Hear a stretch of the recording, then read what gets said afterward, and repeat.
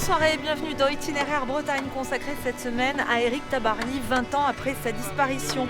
Parmi les 6 Penduics d'Éric Tabarly, il y a le Penduic 6 sur lequel on se trouve, le bateau avec lequel il a gagné la Transat en 1976, un ketch de 22 mètres construit en 1973 à l'Arsenal de Brest, un bateau sur lequel se sont entraînés des dizaines de marins.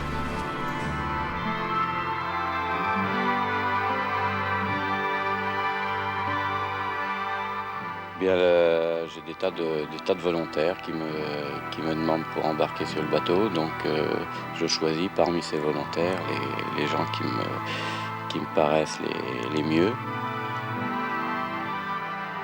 Un bon équipier, eh bien, c'est quelqu'un qui manœuvre bien, qui barre bien, qui a bon caractère, qui puisse vivre dans un équipage pendant un temps assez long. Choqué de l'écoute, là.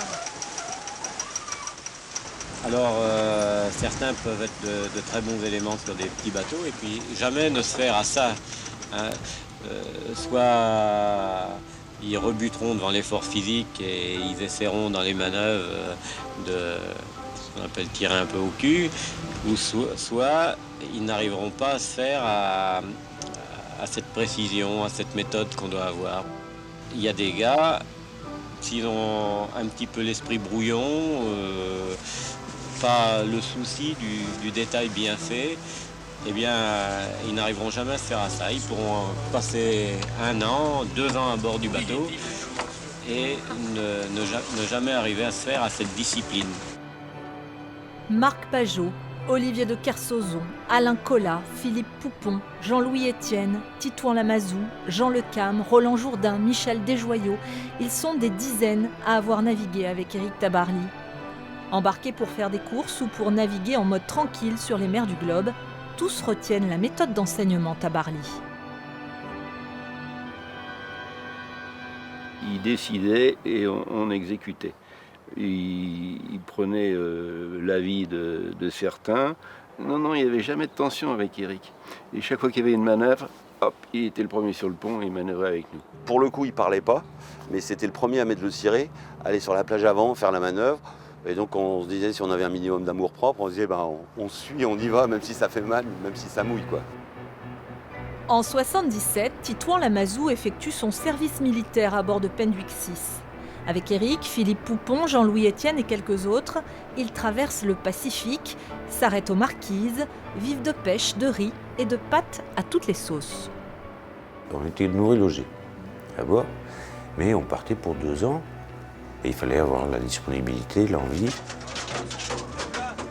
Moi j'étais un équipier d'avant et en croisière, on a foutu un spi en l'air parce qu'on l'a fait passer sous la quille, il s'est déchiré et tout ça. Et on a vu Éric comme une boule de rage qui arrivait de l'arrière. On s'est dit, ça y est, on s'en prend une, là, on va passer par-dessus bord. Et puis là, il a dit merde, pendant 5 minutes, et puis 5 minutes après, terminé. On n'entend plus parler du tout. En tout cas, c'était un très bon compagnon. En dehors d'être un très bon marin, c'était vraiment un très très bon compagnon, très agréable à vivre. C'est là où je vois la tolérance qu'il pouvait avoir, parce que pour naviguer à des affreux branleurs comme nous, ou même il y a eu pire que nous, il était vraiment d'une tolérance incroyable. Mais avec Penduic 6, c'est pourtant sans ses précieux équipiers qu'Éric Tabarly va remporter la plus belle de ses victoires. En 1976, seul à la barre, il s'impose dans la Transat anglaise pour la 2e fois de sa carrière.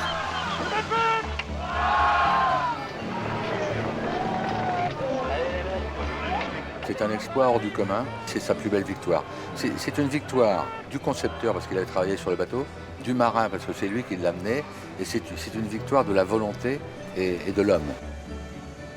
Car au départ, la Transat était loin d'être gagnée. Penduic n'était pas adapté à la course.